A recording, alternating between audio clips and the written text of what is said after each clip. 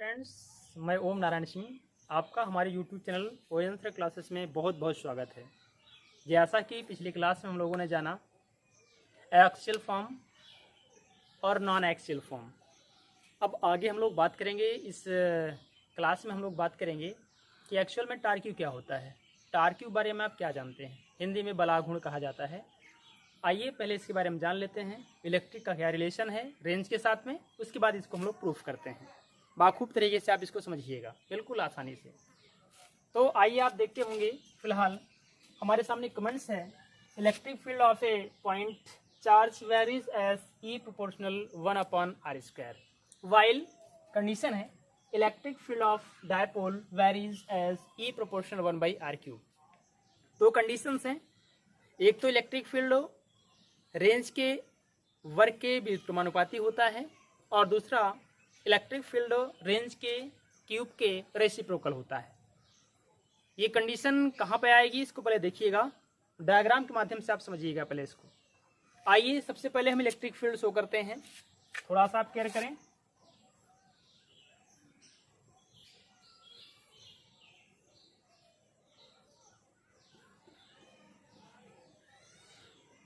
Suppose that ये हमारे सामने जो स्पेस दिख रहा है ये electric field vector capital E हो गया। बिल्कुल आसानी से आप देखिएगा, इलेक्ट्रिक फील्ड हो गया। उसके बाद सपोज करिएगा यहाँ पर एक लाइन हो गई हमारे पास, एज्यूम किया गया है, और इसका ये क्या हो गया, परपेंडिकुलर हो गया, लंब हो गया। ठीक है, अच्छी बात है। हम इसका नाम देंगे, तो इसका हमने नाम पी दे दिया, जो इच्छा आप वो नाम दीजिएगा। इसका नाम आप क्यू दे दीजिएगा, इसका नाम आप आर दे दीजिएगा, नो प्रॉब्लम, नाम देने के लिए आप फ्री हैं। एक डायपोल दिखाइएगा। फिलहाल हमने यहाँ पर एक डायपोल ले लिया, कुछ ऐसा, अर्थात आर क्यू नाम का एक डायपोल है। आगे देखिएगा, यहाँ पर एंगल बनने वाला थीटा हो गया और ये भी आपका कोण थीटा हो गया। तो यहाँ और यहाँ दो बल कार्य करेंगे, अर्थात बिंदु क्यू पर और बिंदु पी पर दो बल काम करेंगे, जिनको हम कुछ नाम दे सकते हैं। इसको हमने F1 या वेक्टर F1 कह दिया, और इस बिंदु को हमने F2 या फिर वेक्टर F2 कह दिया। चार्ज की बात करिएगा, इसका चार्ज हमने -2 ले लिया और इसका चार्ज हमने +q ले लिया। ऐसा करने के बाद एक्चुअल में इलेक्ट्रिक फील्ड क्या आएगा इसके बारे में बात करिएगा। F1 बराबर क्या हो जाएगा, Q ऑफ वेक्टर E1, ऐसा कुछ।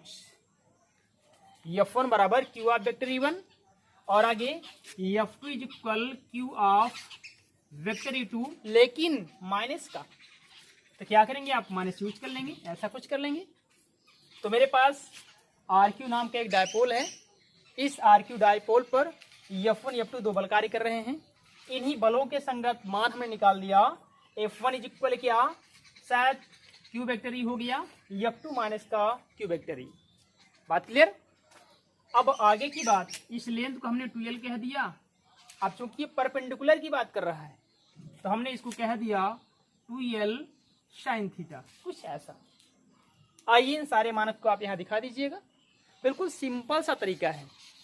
सबसे पहले हमने पूरा इलेक्ट्रिक फील्ड लिया, देख रहे होंगे आप, वेक्टर E शो कर दिया। शो करने के बाद की बात है, हमने यहाँ पर एज्यूम किया एक लाइन, आप कहीं भी ले सकते हैं, कोई बाउंडेशन नहीं है। यहाँ से एक लंब डाल दिया, तीनों को नाम दे दिया Q, P और R। बिल्कुल आसान सी बात है। एक डायपोल ले लिया RQ, एंगल थीटा थीटा या साई साई या फाई फाई, जो इच्छा आप वो रख दीजिए। आगे की बात, हमने इसको F1 कहा, आपकी इच्छा आप इसको F1 कह लें, आपकी इच्छा आप इसको F2 कह लें।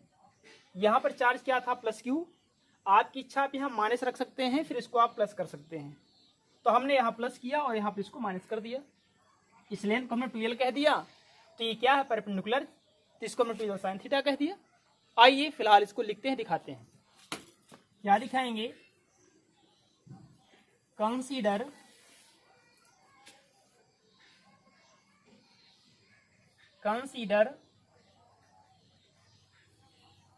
ए electric field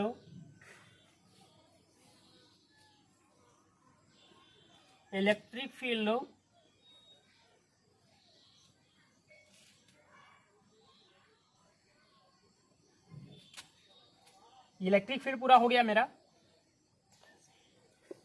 inside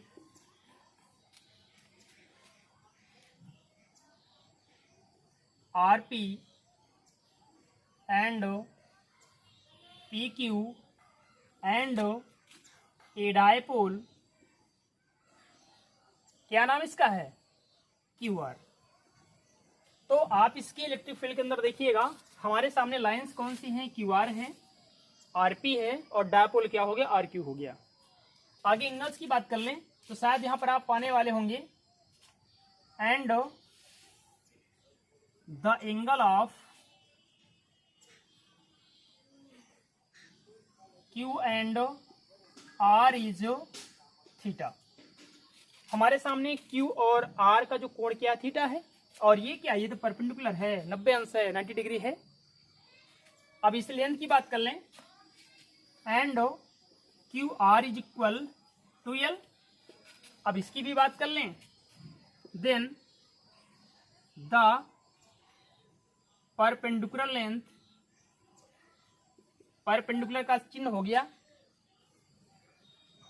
length is 2L sine theta. हमने इस लंब दूरी को क्या दिखाया, 2L साइन थीटा, वो आपके सामने यहां लिखा हुआ है, ये 2L साइन थीटा। अब आगे सब कुछ हो चुका है, यहां का बल और यहां का बल दिखा दें आप। Then the point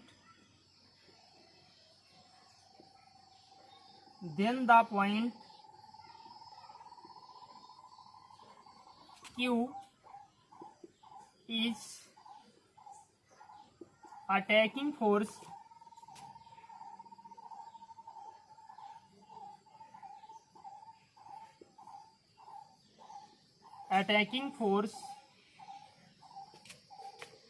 is F1 is equal Q vector E and F2, या फिर पॉइंट का आप नाम दे सकते हैं, and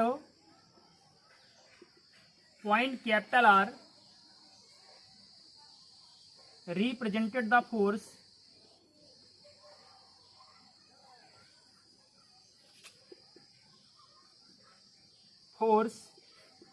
vector F2 is equal minus Q vector E। फिलहाल हमने दोनों बातें सामने रखा। पॉइंट Q का जो बल है वो क्या है, Q वेक्टर E है, हमने फिलहाल यहाँ दिखा दिया। और पॉइंट हमने इस R की बात किया, यहाँ का बल क्या है, F2 है, शायद क्या हो गया, माइनस Q वेक्टर E हो गया। तो यहाँ आप एक बिंदु ले लीजिएगा, इसे हम P डैश नाम दे रहे हैं, जो इच्छा आपको नाम दे दीजिएगा। तो एक्चुअल में P डैश पर बल कितना लगेगा उसकी बात कर लें। यहाँ आप इसे फर्स्ट और सेकंड नाम दे सकते हैं इक्वेशन का। Then the resultant force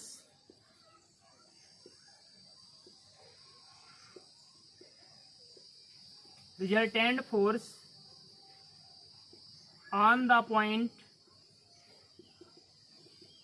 P dash, ये P डैश पॉइंट क्या बल लगेगा, हो जाएगा आपका vector F1 plus vector F2।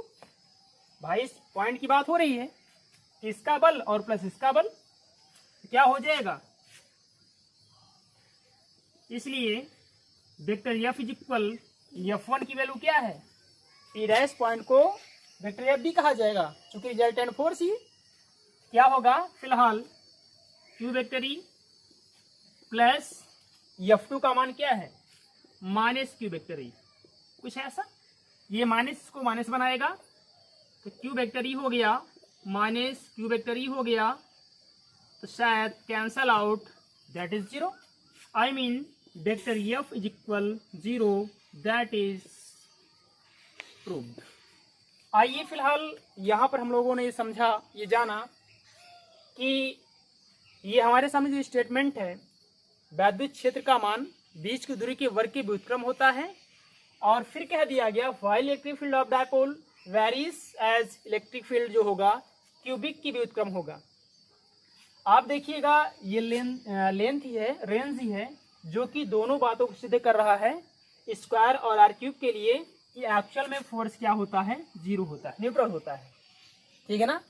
तब इसके आगे हम लोग बात करेंगे देखें कि एक्चुअल में टार्क्यू क्या होता है, उस पर हम लोग बात करेंगे। ठीक है, आप इसको थोड़ा फास्ट नोट करिएगा, तो अगले टॉपिक हम आगे लेके चल रहे हैं। ओके, ठीक। तो ठीक है, हम लोगों ने फिलहाल इसके पहले देखा कि एक्चुअल में जो रिजल्टेंट फोर्स था वो 0 हो गया, और शो क्या कर रहा है, टार्क्यू शो कर रहा है। तो टार्क्यू है क्या चीज़, उस पर एक बार हम चर्चा करते हैं, क्योंकि टार्क्यू की वजह से 0 हुआ है। तो टार्क्यू की बात कर लें फिलहाल, जैसे हमारे सामने एक मार्कर होगा, मार्कर बहुत सारे छोटे छोटे तंतुओं से मिलकर बना होगा, और सारे तंतु जो है परस्पर इंटेक्चुअल परपेंडिकुलर होते हैं, लंबवत होते हैं। इसीलिए जब इसको हम लोग शो करते हैं, बलाघूर्ण दिखाते हैं, तो फार्मूला फॉर्मेट होता है टू बराबर एफ इंटू परपेंडिकुलर लेंथ या डिस्टेंस, ऐसा कुछ। इससे सिद्ध हो रही बात कि इस मार्कर में या फिर किसी तंतु में, किसी सिस्टम से, किसी निकाय में जितने छोटे छोटे पार्टिकल्स होते हैं सभी क्या होते हैं, परपेंडिकुलर होते हैं। वो बात ये फार्मूला शो कर रहा है। लंबवत दूरी सभी क्या होते हैं, बंधे हुए होते हैं, जुड़े हुए होते हैं, या अटैकिंग फोर्स के साथ लगे होते हैं।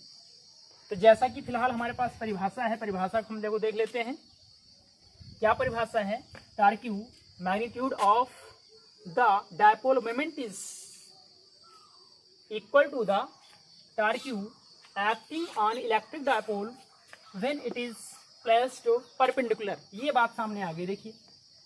प्लेस्ड मीन्स रखे होते हैं किस पे, लंबवत, of a uniform electric field of unit strength. अर्थात जब एक सिस्टम बनता है तो बहुत सारे छोटे छोटे कणों के साथ मिल करके क्या होता है, विलंबवत होता है, या विलंबवत बल के साथ लगा हुआ होता है।